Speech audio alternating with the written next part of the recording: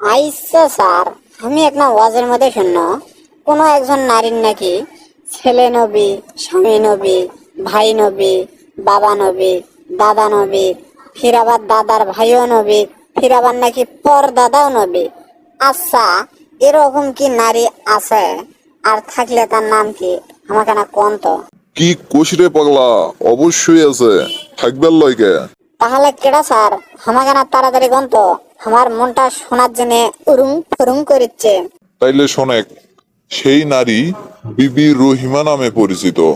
তার ছেলে জুলফিকর আলাইহিসসালাম, তার স্বামী আইয়ুব আলাইহিসসালাম, তার ভাই ইউসুফ আলাইহিসসালাম, তার বাবা ইয়াকুব আলাইহিসসালাম, তার দাদা ইসহাক আলাইহিসসালাম, তার দাদার ভাই ইসমাইল আলাইহিসসালাম, তার পরদাদা ইব্রাহিম খলিলুল্লাহ আলাইহিসসালাম।